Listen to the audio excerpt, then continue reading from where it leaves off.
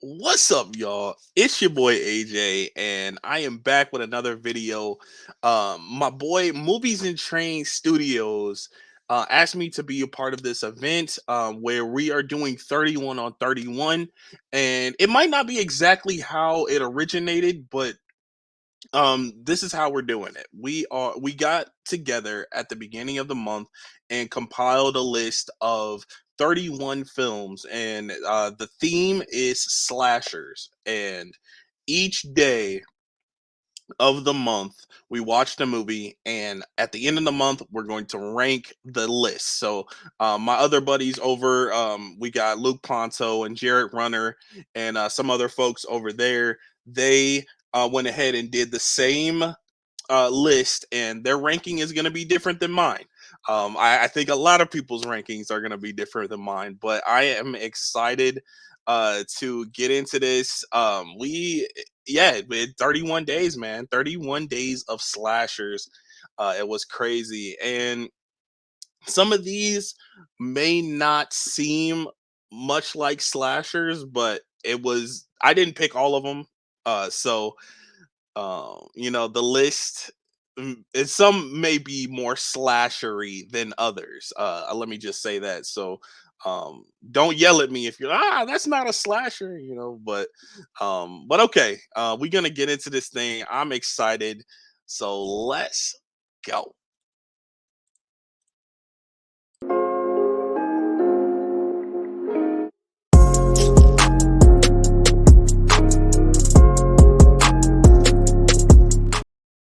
All right, starting with number 31, and I'm going to just preface this by saying I'm not the biggest Fear Street fan. Like, I'm not.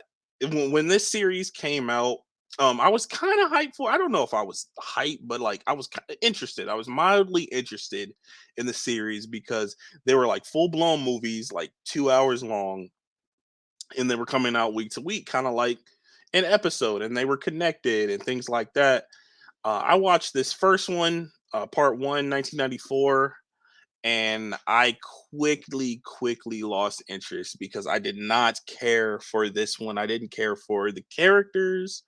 I didn't like the dialogue. The plot was just very weak to me. So, and there's one kill in the end of this movie, like towards the end of this film, including a uh, bread slicer that is insane. So that's really all this movie is worth to me, is that kill with the bread slicer. Other than that, this movie could kick rocks, honestly. And I mean that respectfully. If you love this movie, I'm sorry, but this is at the bottom of my list for slashers. Moving on to the next one, it is My Bloody Valentine 2009.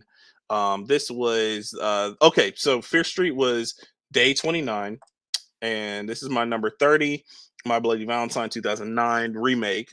And this was the first day. So we started our first day with this monstrosity. This movie was not good. I'm sorry. I did not care for this one. The plot was very lacking. The dialogue was extremely cringy. The kills were really like CGI heavy, and like this day and age over here at 2009, like 2000s era, was very heavy on the CGI um kills, and they just didn't look very good at all. So My Bloody Valentine, my boy Jensen Ackles is in it. That's really the only plus. I love Supernatural. That's one of my favorite shows. And Jensen Ackles is the GOAT. He's Soldier Boy in The Boys. But this one, it wasn't for me. It was not for me. So next up is number 29, The Collection, day 27. So the thing about this movie is I'd seen this movie before, but I had not seen the original, The Collector. I watched this probably back when it came out, like 2013, and I was just scrolling through Netflix, and I was like, "Yo, this looks kind of cool." Um, I don't know anything about it. And then I started watching and I was quickly figured out there was like a character that had had a past, and I was like, this feels like a sequel. This does not feel like the original film. And come to find out, this was a sequel, and I had not seen the collector. So years and years went by, and up until this 31 on 31, I had not seen the original film to this. I had not seen the collector. I had seen the collection, and I definitely needed a refresher because I could not tell you anything that happened in this movie before I rewatched it for this event. But the collection it's decent. I don't know if I would. I mean, it's kind of a slasher. It's just I think of it more like Saw, and I would not consider Saw a slasher. Basically, this guy, has a museum of bodies and people that he's holding captive, and it's kind of crazy. It's a wild film. It's not bad. It's just I do like the first one better. Um, I feel like I got a little bored with this one. The pacing isn't great with this one, but it was some crazy stuff. Like there was this scene in a nightclub where people were getting mowed down. That was insane. That was absolutely insane. But yeah, 29 is The Collection, the sequel to The Collector. Number 28 is Chopping Mall. This is a film, an 80s film, very 80s cheese. Some robots are, you know, killing teenagers or young people in a mall in the 80s. And it really feels like that's what's going on here. It's very 80s, and I don't think it would really be relevant today. I was watching it thinking that if they did make a remake, it would probably be like vloggers, and they're like exploring a abandoned mall and kind of happen upon these robots, and they're trying to get out and the robots won't let them leave and stuff like that. Like that would really be the only way that you can make this modern, because like malls are just really not it's just not really relevant anymore. But this one is cool. Like I don't hate this one. It has some pacing issues. It does, and a lot of these films that are on this list have some pacing issues, and I didn't quite realize that before rewatching them. But Chopping Mall, I saw this for the first time last year in 2022. I really, really enjoyed it, and then I watched it this year, and I actually watched it a couple times this year, and the pacing, I didn't realize that it was as slow towards the middle of the film as it is. But it's still cool. I do plan on picking this one up on Blu-ray one day. But yeah, Chopping Mall, that's my number 28. Moving on to a number 27 is The Collector. It is the predecessor, well, it is the first film uh in the Collector series. I guess it's only two now, but Collector, then Collection. So like I said, this one I hadn't seen before until this event, and this one I like more than the second one, mainly because I kind of could connect with the character. This guy is breaking into this house, and there's some crazy stuff going on in this house with this collector, and he's got these people held up in this house, and it feels a lot more contained and not as like gimmicky. I don't know. I don't know how to explain it. I enjoyed this one more than the sequel. Um, but yeah, number 27 is The Collector. Next is Don't Breathe. And this was day 11 and ranked at 26. Oh man, this one is a hot take. This one is a hot take. You notice that is towards the bottom of this list. Don't Breathe is not my favorite. A lot of people say that this one is great. It's a fantastic film. I just can't really relate to the characters. I feel like the characters make really dumb decisions. Oh, that is all horror movies. No, not like this. I don't feel bad for these characters. That's the thing. um they kind of get themselves into this predicament, and there's a lot of warning signs, a lot of red flags, like don't do this, don't go break into this man's house and try to steal whatever he's got. Don't do that because he can take care of you. And he took care of him, all right. But yeah, Don't Breathe. It's not a horrible film. I think it's technically, I like the technical aspects of this film more.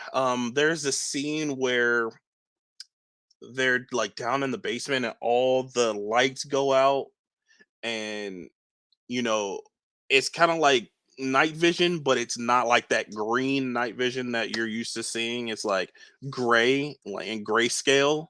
And but you could like tell that their eyes are like open wide so they can see, but they it's just pitch black. That's a really nice effect. And there's a lot of other shots in this film that are pretty impressive. So on a technical front, I do like this movie.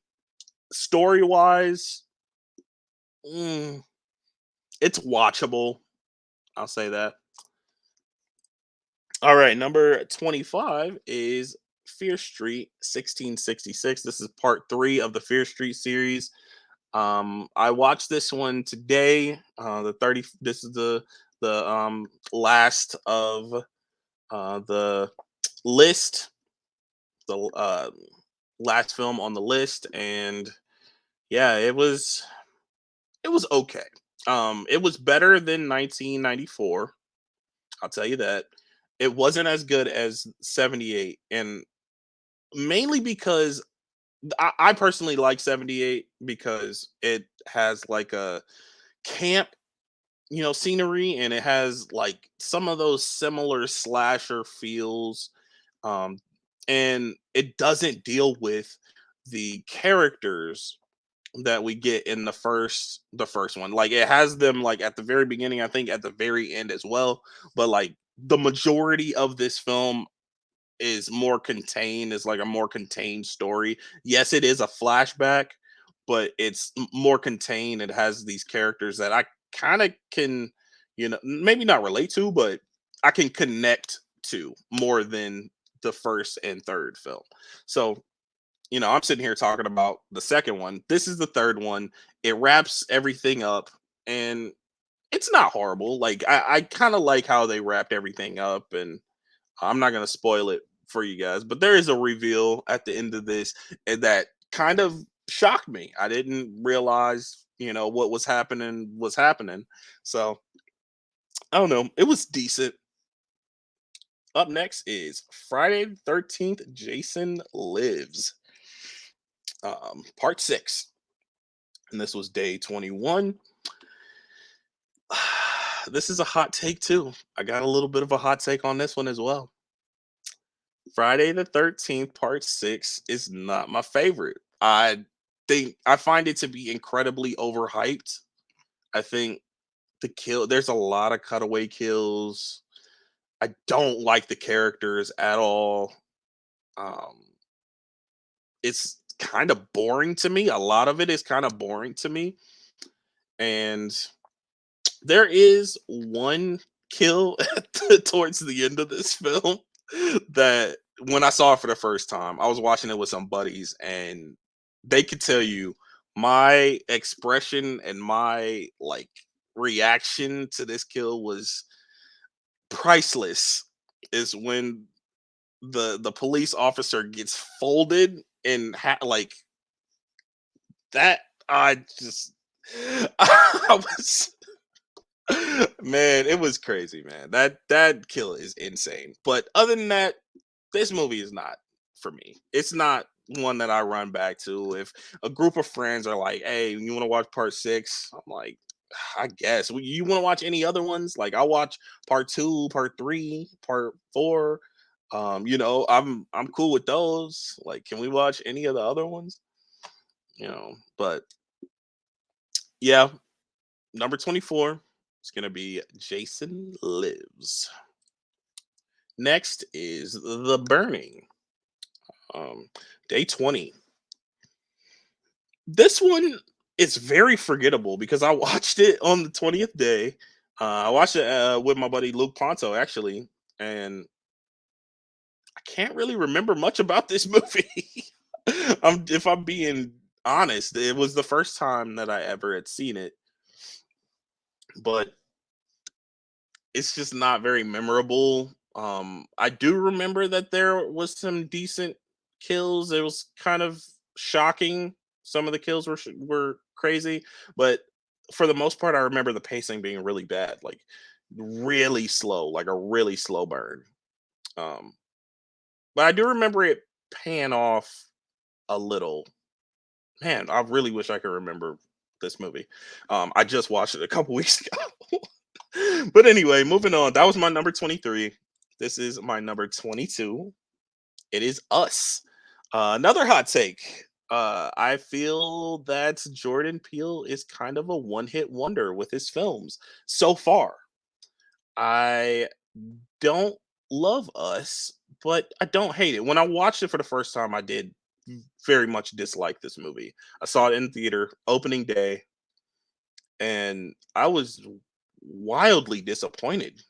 I was kind of going and comparing it to Get Out, like I was wanting it to be as good or better than Get Out, and it just wasn't. Like there's a lot of things that just didn't make sense to me, and this movie doesn't really make sense. I've talked to several people about this movie, and they could not give me like a straight answer. It's like up to your interpretation, or like how are all of them living underground? Like, what are they eating? Like, why do all of them have gold scissors? Like, well, how does this make sense? Like, I don't know who's making the jumpsuits.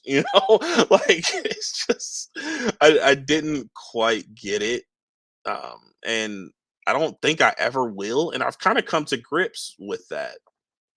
I know people are going to go to the comments. It means this. This is this and this and this. Okay, if you could explain to me everything, the nuances of this film, go right ahead. I'll be happy to read it. But, you know, I kind of came to grips that this movie just doesn't quite make sense all the way. Um, I don't know. And Nope is not on this list, obviously, because it's not a slasher. And this movie isn't technically a slasher. There is some slashing happening, but it's not necessarily a slasher film, if that makes sense. Um, but yeah, Nope was another one where I was just kind of disappointed. I like Us more than Nope. So I don't know. I don't know. Next up is The Bride of Chucky. Oh, Tiffany. The introduction of Tiffany. The Bride of Chucky, man. What can I say about this film?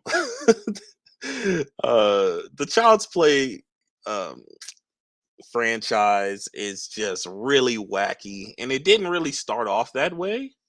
I think this one is where it really started to go off the rails, like kind of in a good way. It really took a certain direction for the franchise. This one was where you really get the comedy. You start really getting that comedy in the franchise, and I like it, but also it's really like corny and cheesy at times. Um, But you got Chucky, man. He's an iconic slasher, and we'll be talking about him up on down the line too. But yeah, my number 21 is The Bride of Chucky. Number 20 is Jeepers Creepers. And I wouldn't necessarily consider this movie a slasher. There are slashings that happen, but this is more of a creature feature in my eyes. And it's the pacing with this one on the rewatch. The pacing was kind of rough. Pacing was slow. Um, that third act was pretty insane though, and the precinct, the police precinct. But I don't know. Other than that, yeah, this was day 4, and I actually was watching it with a friend, and we started it. We got like maybe an hour in, and we had to cut it off. We were just not into it. And I went back the next day, or maybe like a couple days after, and finished it. But yeah, that is Jeepers Creepers, my number 20. Next is House of Wax 2005. I think this movie doesn't get enough shine. It doesn't have enough people talking about it. This movie is pretty good. I Is it a slasher? Yeah, it kind of has slasher vibes. Um, but Paris Hilton's in it. And the pacing on this rewatch was actually kind of slower than the first time I watched it too. Like, it obviously the movie didn't change, but I, kind of felt the runtime. I kind of felt the pacing, and then the symbolism of like the twins thing kind of was like on the nose, and it was like kind of hitting you over the head with it a little bit. I I don't know. I had it higher in my mind. It was higher ranked. Like, I think I had it like at a 4 out of 5. And now I think I have it at 3.5. But it's still a good movie. I still enjoy it. It's still some crazy kills in there. The whole wax thing, like, that's new to me. It seems very original, even though this is a remake. I haven't seen the original, and I haven't seen many other horror movies do this type of thing. So kudos, kudos. House of Wax, number 19. Next up is the classic Black Christmas 1974. This was day 5. Um, this movie has gone down in score for me a little bit. Not that it's a bad film, and I do enjoy it quite a bit. It's just it's kind of slow in the second act. The first act kind of gets you, to know the characters and things like that. Um, and then on this past rewatch of it, I kind of couldn't really connect to the characters like I used to. I don't know, something about it. But Black Christmas, it's an iconic slasher film. It's very eerie. It's very it has that tone that just kind of like is creepy, sends shivers down your spine. It still does that very effectively. So, number 18 is Black Christmas. Number 17 is Your Next. This movie is probably the movie on the list that is the most underrated or unheard of film. This movie needs to be talked about more. The final girl in this movie is awesome. She kicks butt. Really, really dope. The premise of this film is a little cliche, and like not like really clever, not like extremely clever, but it's a fun time. It kind of keeps you on the edge of your seat throughout the whole thing.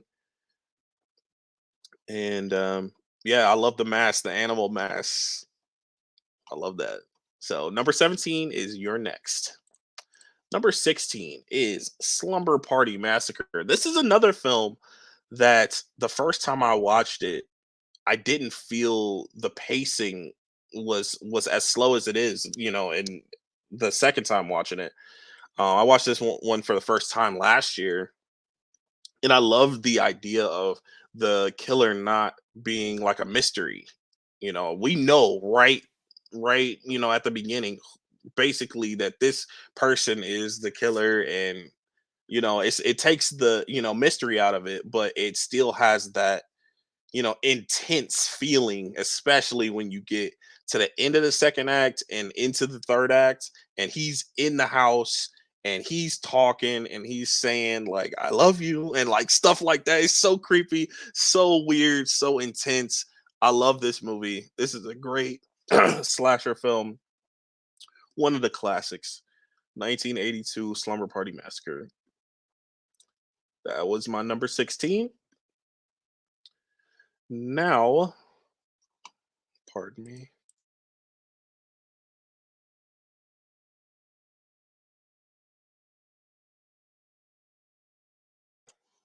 Sorry about that. All right, moving on to number 15, Fear Street 1978.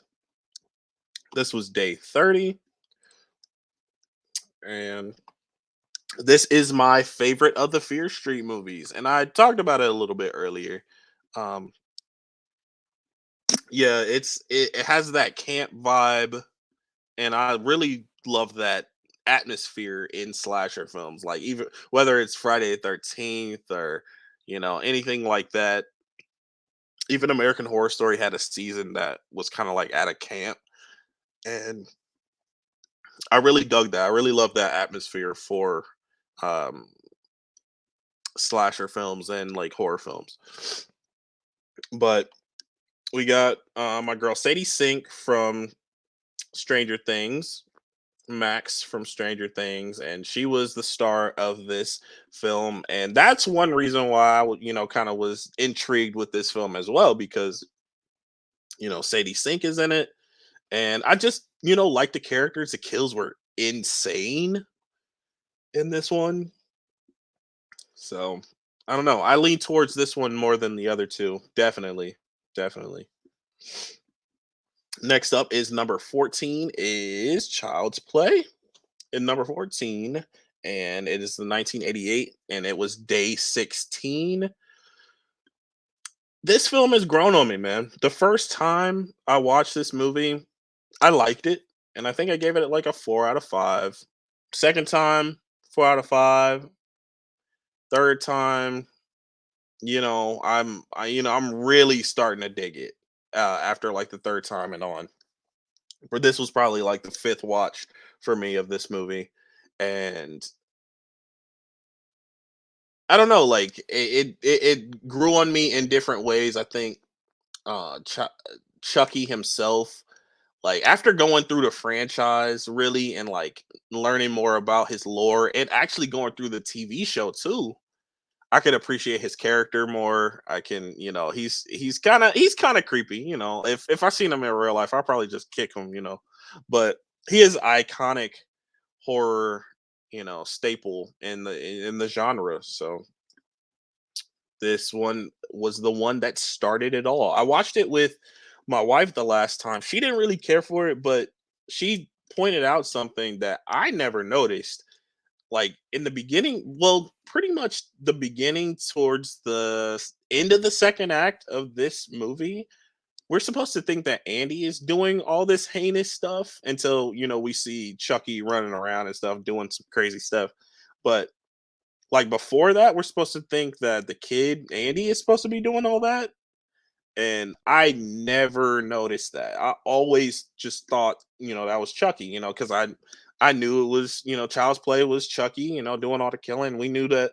I seen clips and videos and all that, so I never thought that Andy was the one doing it. So I guess when this movie came out, you didn't really know that Chucky was doing all that stuff. So I don't know. That was kind of interesting. That last time I watched it. Next, number 13 is X, the Ty West film. This is definitely a slasher. I will say that. Its sequel, not so much, but there are slashings that happen. Well, prequel. But X is by Ty West. It came out 2022. When I first saw this film, I liked it, and then when I rewatched it, it's like this one is pretty dope. So like every watch, I kind of like it more and more. And Mia Goth, man, she's great. She's even better in the prequel, but we'll get to that. Um, the kills are kind of predictable in this movie, and it's just like they're not really impressive. Like, it's not a lot of stuff in this movie that really will make your jaw drop, but it's really the aesthetics of the movie feels like the you really feel that time period. I think it's like based in the 70s. I'm pretty sure it's based in the 70s. And you really feel that like it feels like it's kind of filmed in the 70s and like that, but it is a pretty dope movie, and every time I watch it, I kind of like it a little bit more. So my number 13 is X. Number 12 is American Psycho. When I think about slashers, Patrick Bateman is not really the top of the list, but he is. He's a slasher villain. He is, and this movie is very like mind bendy, especially when you get to the third act and you get to the reveal. It's kind of like makes you think about everything that happened in the movie like previously, and you're like, wait. I love movies like that. I love when movies at the end of the movie you kind of like are thinking back of about the events of the movie, and like, wow. And Bodies did that for me. And there's a lot of other like mystery type films that are like that. But this is not quite a mystery. But there's a reveal at the end where you're like, huh, okay, okay, I see what they did there. So American Psycho, Christian Bale, fantastic as Patrick Bateman. Probably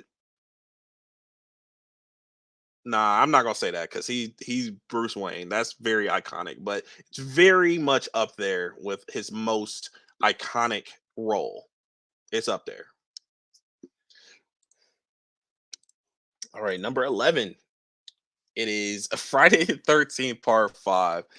And I know you slasher fans are going to be yelling at me through the screen like, how could you have the final chapter up so high? Why is it so close to number 10? This movie is trash. No, I like this movie a lot. This movie is my favorite Friday the 13th movie. I know I'm weird. It's crazy. Friday the 13th Part 5 is hilarious. It's fun. Every time I watch it, I have a great time. You got the hillbilly mom and hillbilly son, and they got banter, and you got Reggie, my boy Reggie. That's my dude, and his brother. Oh, them enchiladas! Like I love this movie. I never get tired of watching this movie. Um, and I can't say the same about like the rest of the films in the franchise, but this movie I can pretty much watch like every day and I wouldn't care. So Friday the 13th Part 5. Is it better than these movies that I have, below it? Not necessarily. Is it better than American Psycho? No, not necessarily. But I enjoy it more. I can put it on and enjoy it anytime. So this is probably like the most odd placement that I have in this, whole thing, because I don't think it's necessarily better made than some of these other movies that are below it, but um I enjoy watching it. So, all right, getting to the top 10. You guys ready for the top 10? Let's go. A Nightmare on Elm Street, 1984. This was day 8. It's my number 10 pick. Iconic. Simply iconic. And I know a lot of people have issues with the end of the movie. I don't personally hate it. It's kind of silly. It's kind of goofy with the inflatable mom going through the window and stuff like that. It kind of shocked me, honestly. It kind of like freaked me out a little bit when I saw it for the first time. But a little bit about me in this franchise. Back when I was younger, I saw Freddy versus Jason on TV, and it scared the ever loving crap out of me. So I said I'm never gonna watch a Nightmare on Elm Street movie. I'm not watching any Freddy Krueger movies for the rest of my life. And then last year, either I think it was 2021 actually. 2021, I was like, I'm gonna watch the movie. I'm gonna watch the franchise now. So I watched the franchise, and it wasn't as bad. But I remember a distinct scene from this movie that they showed like in a montage in Freddy versus Jason that really made me say like I'm not watching Nightmare on Elm Street. It's where Johnny Depp's character is on his bed and he like sinks down and you see the blood splatter onto the ceiling.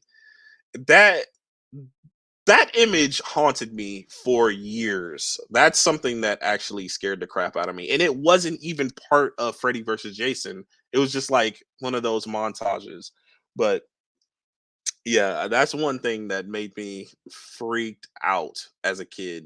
And well, when I was younger, I don't know if I was like little. I think I might have been like 14, 15, but it freaked me out nonetheless. All right, that's my number 10. Classic Nightmare on Elm Street. Next is Terrifier 2. Is Terrifier 2 better than Nightmare on Elm Street? No, but I have a lot of fun watching this movie. And David Howard Thornton as Art the Clown is incredible. He is he's great. So Damien Leone, Terrifier 2, man.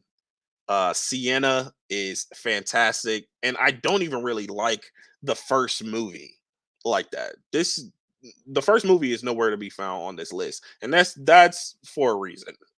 But Terrifier 2, man, the practical effects in this movie, man, insane. Some of the best practical effects I've seen in recent films, because not a lot of recent films do practical effects. They want to do CGI. It's cheaper. It takes, less time, less effort, less money.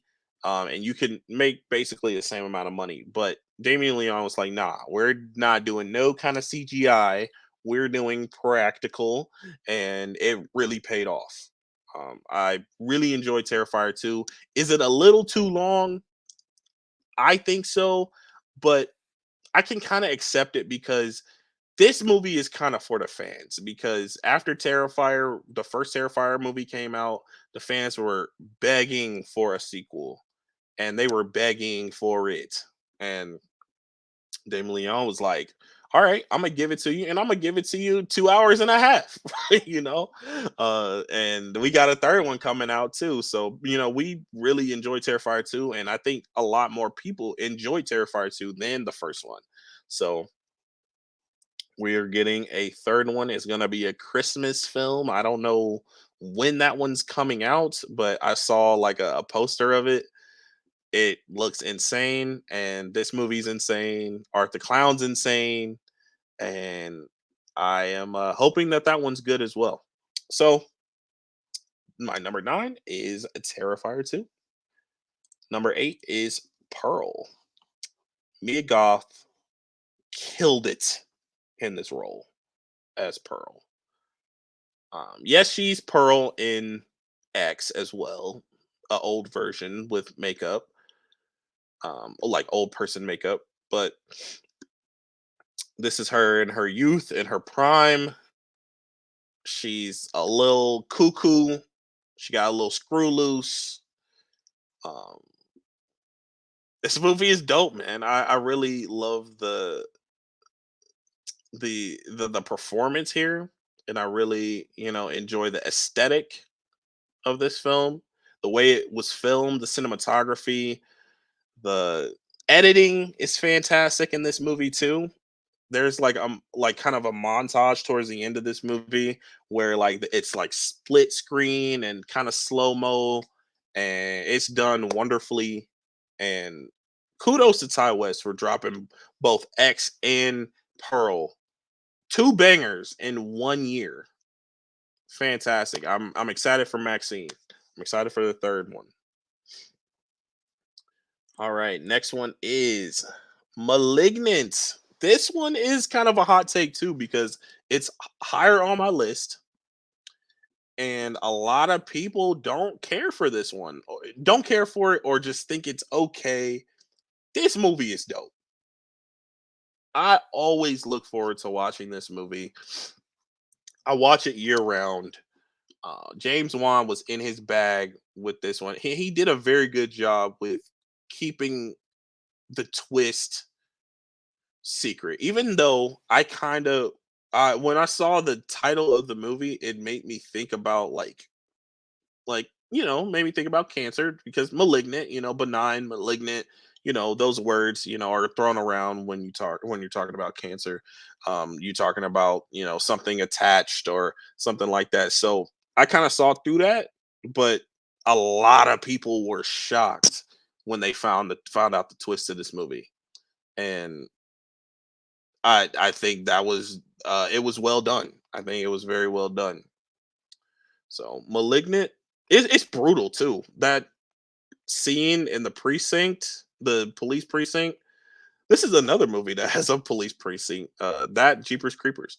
But Malignant, man, is brutal. It kind of turns into an action film, which I love. I know a lot of people are like, "Oh, the tonal shift." I loved it. I thought it was crazy, and I was intrigued. All right, next up is number 6, Day 9, A Nightmare on Elm Street Part 3, Dream Warriors. Us with the Dream Warriors. Man, this movie is great. Um, we got Patricia Arquette, and then we even have Nancy. Her real name is escaping me right now. Oh man, Landon Camp. Ah man, I can't remember her name. Anyway, Nancy makes a return in this movie, not in two, skips two, forget two, and comes back in three. And they kind of like Avengers, low key, like psych ward Avengers against Freddy Krueger. Oh, it's a fun time, man. Freddy is his usual Freddy self, very playful, very he has those lines, man, and they kind of have like their own. The characters kind of have like their own like specialty and abilities to take them down. I love this movie, and I love just watching it and just being entertained. This movie is very entertaining to me. So moving on to number 5 is the Texas Chainsaw Massacre. I will say the first time I watched this movie, I didn't really love it. I think I may have given it like a 3.5 out of 5. I liked it, but I didn't love it. Every time, this is another one of those films that every time I watch it, it grows on me more and more. Now I got it at a 5 out of 5 because this one is just one of my favorites now. It's just grimy, gritty.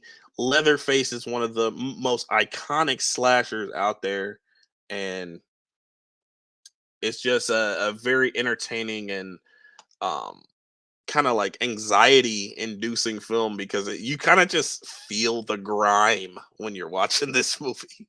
Kind of, the screen is gritty, and I recently bought the 4K. Well, last year I bought the 4K for this movie, and the well, not last year, earlier this year, but some I had like a discount or something, like a gift card or something that I used. But the 4K for this movie is great, and it does keep just enough of that grain in there to feel authentic, but like it's pretty dope. Like it's clear, it feels like you're watching a new movie. Just shot very well.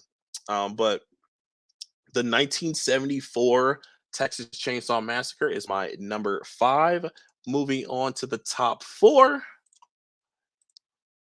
Candyman, the 1990s one, not the recent one, most recent one. Um, I forgot to put the year on here, but anyway, Candyman is one of my favorite films of all time. You know, it's one of my favorite horror films, but it's also one of my favorite films of all time. And this is another one that's grown on me. Um, Tony Todd, simply fantastic as Candyman. I love the story. I love the atmosphere. This is another one that you feel the setting.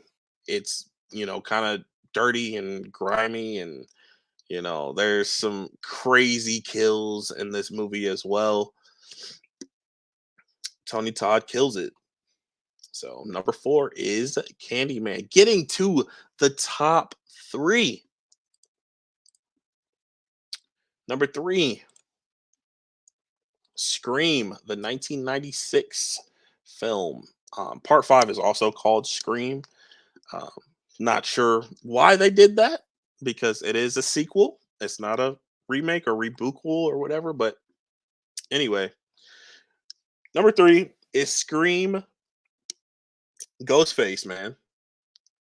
Need I say more? Ghostface, another one of those iconic slashers. Um, and this is another one, man, that I just didn't love when I first watched it, and I watched it over and over again. And every time I watched it, it went up in score, went up in ranking, and I got it at a 5 out of 5 now. So, I love when movies can do that, like, can just kind of win me over, and like, I grow to love them. I love when movies can do that. But yeah, Ghostface, one of the most iconic slashers, and Sydney Prescott, one of the most iconic final girls in um, really cinematic history and the horror genre, period. My number 2 is Alfred Hitchcock's Psycho. Norman Bates, man. Man, this movie it's kind of a slow burn, I will admit, but the movie really pays off, and it's not what you expected it to be going in. This movie has a certain setup to it that once you get to the second act, you're like, okay, where is this going? And then something happens like towards the middle of the movie. You're like, what's the rest of this movie going to be about? And I think Alfred Hitchcock did that on purpose. He wanted to mess with people. He kind of wanted to mess with the structure of how movie stories are told and how movies are made, and that's certainly what he did with this one. Fantastic film. I still haven't finished Bates Motel, but I was a huge fan of Bates Motel when it was on TV, and Freddie Highmore did a fantastic job as um, Norman Bates. But this movie is a classic, and it's one of my favorites. I love it. Now, moving on to my number 1 on this list, and very close to number 1 in my entire horror, ranking of all time. Uh, it's actually tied for first place with Saw, but this movie is fantastic. It basically invented the slasher subgenre of horror. It is the 1978 Halloween, and this was day 10. Michael Myers is a beast. That's what I have to say about this. Laurie Strode, we get introduced to Laurie Strode. Michael Myers makes his first appearance ever in 1978. This movie is just eerie. It has, a feel of terror, and it's just fantastic. I love the way it feels. It really feels like Halloween. It feels like fall. You get that fall vibe. So That's the end of my list, and Halloween is my number one film on our list that we had. So that has been my list. Thank you guys for watching. If you are interested in more videos like this and rankings, let me know down in the comments. Make sure you follow my Instagram, Twitter, Letterbox, well X now, and give me a subscription, subscribe to my channel, and we are out of this one, you guys. Thank you for watching, and I will catch you guys next time.